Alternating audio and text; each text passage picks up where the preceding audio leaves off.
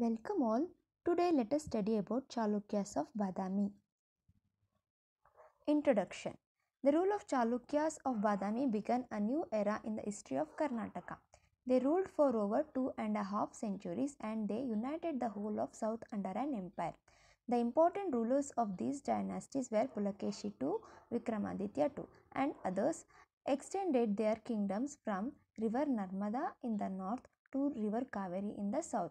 These rulers fought prolonged battles with the Pallavas for the supremacy in the south and succeeded. Badami, also known as Vatapi, is in Bijapur. Now it is called as Bagalkot district, was their capital. They attained immense progress in the field of administration, art, religion, and other fields. Their contribution to art is of immense value. For the first time in the Indian structural monuments appear on the scene. With it, temple building also developed. The famous Chinese traveler Yuan visited Karnataka and his writing also throw light on the history of Chalukyas. Let's know about this is the emblem of the Chalukyas as the symbol of Varaha.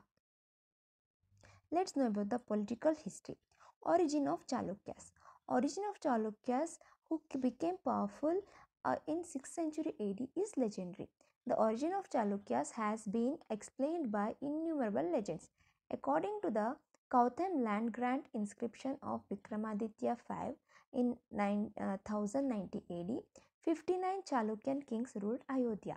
16 others ruled the south. Later they were eclipsed. First, let us know about Jayasimha and his son Ranaraga. We do not have much information about him. Jayasimha must have been an officer under the Kadambas because the Mahakuta pillar inscription of Mangalesha and the Aihole inscription of Pulakeshi II have some information about them. Pulakeshi I was the son of Ranaraga.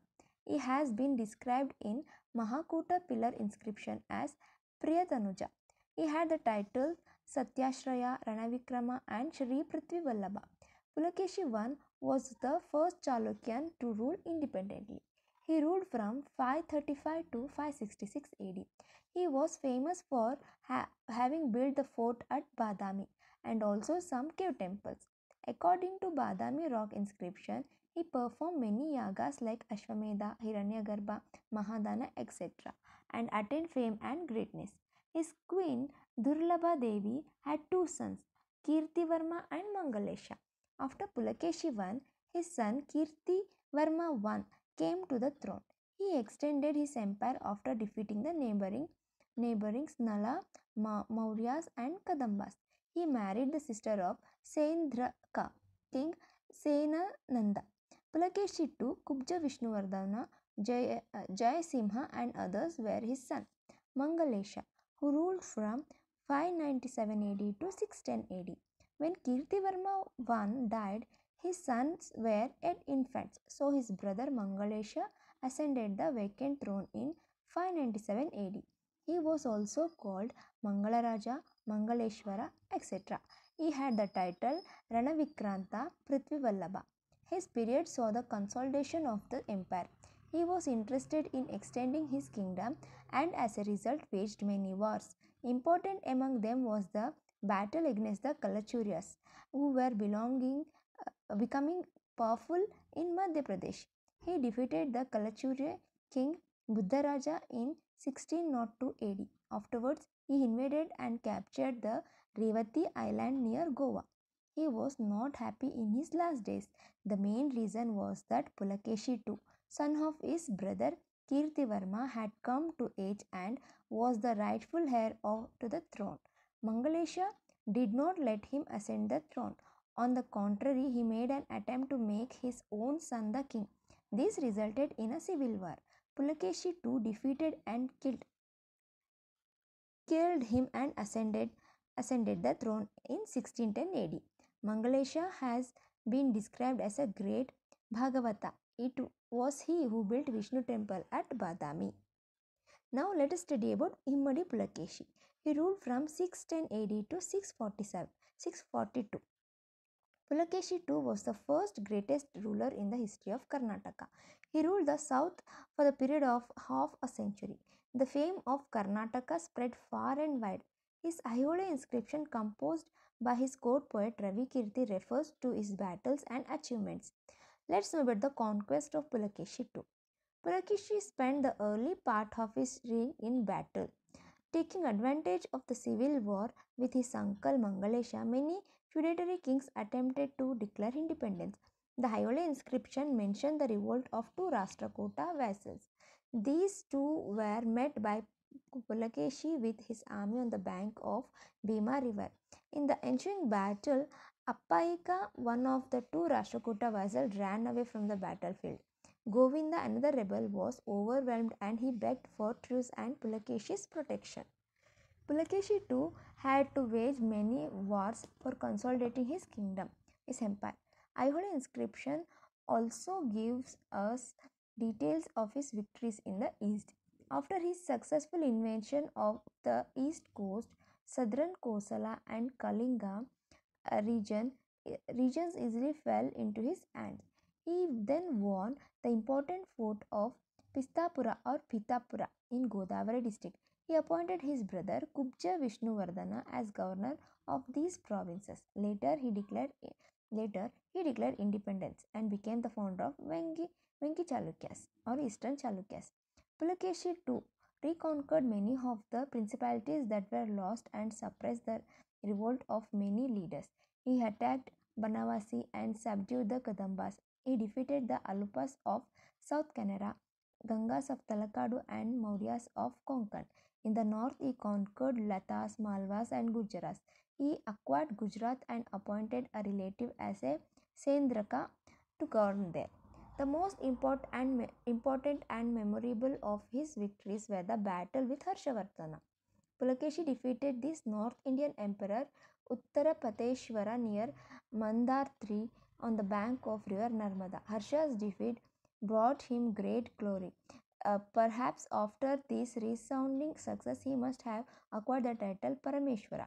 Though he won the battle, but due to the loss of lives, he dropped the idea of northern expansion. Thus, river Narmada became a borderline between the two empires. This fact has been found in the Ayodhya inscription and also in the writings of Vijayanagara. These battles must have taken place in 630 AD. All these wars brought Pulakeshi great credit as an empire builder. The present day Maharashtra, Konkan, and Gujarat were included in his empire. Let's know about Chalukya Pallava relation. Meanwhile, the Pallavas had become powerful in south. Mahendravarma was their greatest king. Pallavas under him fought with Chalukyas for the supremacy in the south.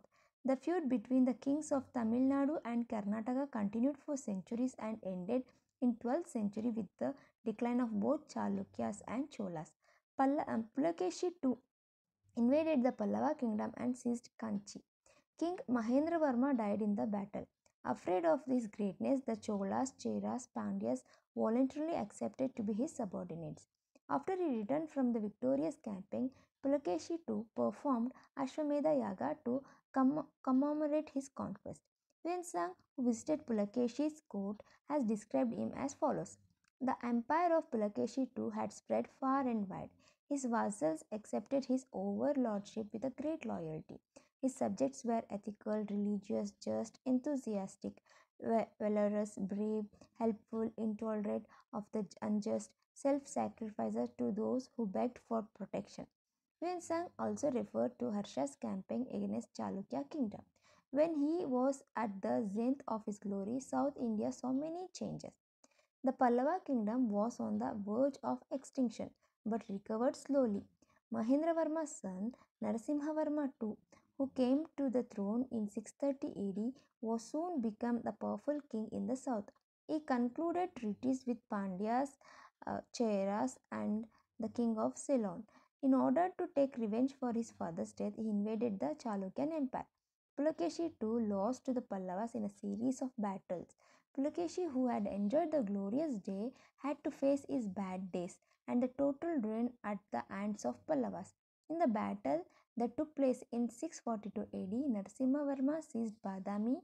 Pulakeshi died in the battlefield. In the memory of this victory, Narasimhavarma had the title Vatapi Kodandan. We don't know what actually happened to this dynasty afterwards.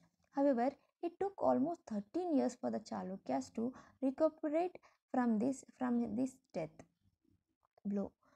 It seems Pulakeshi II had four sons, Adityavarma, Chandraditya, Vikramaditya, and Dasharya Jayasimha. Among them, Vikramaditya was successful in re-establishing the Chalukyan kingdom in 655 AD. Again, the Pallava-Chalukya rivalry continued. Hmm. Next, let's learn about Vikramaditya I. He ruled from 655 to 681 AD. The Chalukya Empire, which had reduced in size after Pulakeshi's death, raised its head with the advent of Vikramaditya I. His primary aim was to regain the lost empire and to destroy the Pallavas, who were the great enemies of Chalukyas. Vikramaditya succeeded in this venture. The Hyderabad inscription tells us that he defeated Narasimha Varma I, his son Mahendra Varma II, and the grandson Parameshwara Varma I. The Gadwal Grand inscription describes him as the master of the Mahamalla dynasty. Cholas, Pandyas, Cheras again accepted the overlordship of the Chalukyan Empire. He married Princess Mahadevi of Ganga dynasty. He thus became the emperor of the southern kingdom, bonded by the three seas. According to the Kuppam copper plate inscription, by re-establishing his empire, he made his father's soul rest in peace. Let's learn about Vinyaditya, who ruled from 681 to 696 AD. Vinyaditya succeeded his father Vikramaditya I in 681 AD. The Kavutem Grand inscription has described him as a Yuddhamalla. Vinyaditya's reign in 681 to 691 was one of the peace and security. He was visiting different parts of his empire as he took interest in administration. The feudatory kings of Alupas and Sendrakas assisted him in administration and expansion of the empire. His queen Vinayavati established the three idols of Brahma, Vishnu, Maheshwara at Vatapi. Vinyaditya had won many wars. His victorious march took him even to the plains of river Ganga and Jamuna. He defeated the king of Kannauj and Yashovarma. The famous poet of Gadayuddha Ranna has described him as Dhurdara Malla. He gave his daughter Kumkuma Mahadevi in marriage to the Alupa leader Chitravahana. He was succeeded by his son Vijayaditya. Vijayaditya ruled from 696 to 733 AD. He was also a warrior like his ancestor. He had helped his grandfather, and father in their empire building attempts by defeating the Pallava king Parameshwara II. He built the Shiva temple by the name Vijayeshwara at Pattadakallu. The Shiva temple is also called as Sangameshwara temple. His queen celebrated a yaga called Hiranyagarbhadana. On that occasion, she donated gold of her weight to the Trimurti temple.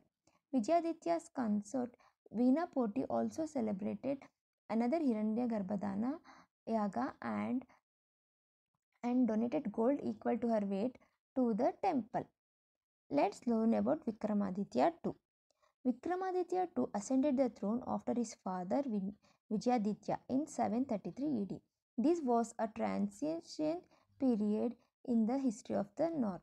The Arabs invaded Sindh and marched through Gujarat. Vikramaditya II waged war against them and drove them out. Afterwards, he defeated the Pallava king Nandivarma II and occupied the Pallava kingdom. Their capital Kanchi was also captured. Though he had sworn to destroy the Pallavas, he did not destroy the city of Kanchi. In fact, he generously endowed the Kailasanatha and other temples of Kanchi with heap of gold. This speaks of his artistic taste and generosity and religious tolerance. Vikramaditya defeated Cholas, Pandyas and Kalabras Kalabaras and erected a victory pillar on the shore of the South Sea. He defeated the Gurjaras in north and included their kingdom in his empire. Like his ancestors, he had the traditional title Satyashraya, Sri Prithvi Vallabha Raja Parameshwara Bhattaraka.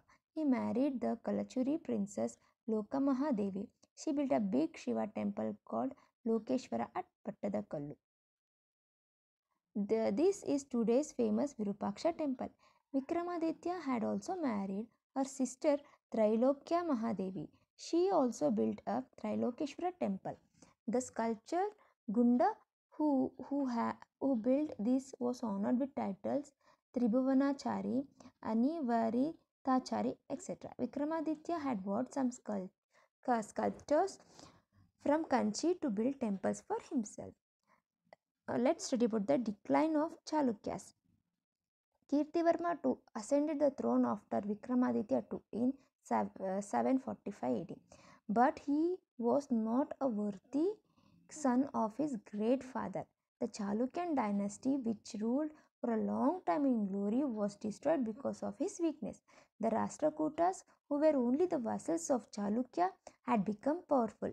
By about 754 AD, the Rashtrakuta ruler Dantidurga usurped the Chalukyan throne from Kirtivarma. This started a new era in the history of Karnataka. As a result, the Chalukyas retreated from the political scene for more than 250 years and remained as fugitives to others till 10th century AD. Let's study about the extent of the empire. According to Aihole Edict, there was 99,000 villages in the Chalukyan Empire. Pulakeshi II had extended the Chalukyan Empire up to Malwa and Gujarat in the north to Kanyakumari in the south, Vengi Mandala in Andhra Pradesh, Malabar and Konkan coast in the west. It was about 1000 miles long from north to south and 800 miles wide from east to west. Entire South Peninsula except Orissa was ruled by the Chalukyas. Thus, Pulakeshi rightly called himself Dakshinapateshwara. Badami is old old Bijapur district, now in Bagalkot district, was the capital city of the empire. Its early name was Vatapi, famous for the beautifully carved Ganapati. It was taken to Kanchi by Pallava Narasimhavarman after the death of Pulakeshi II. The capital city was surrounded by hills and was strategically safe from the enemies. That's all for today. In the next class, let's learn about administration of Badami Chalukyas. Thank you.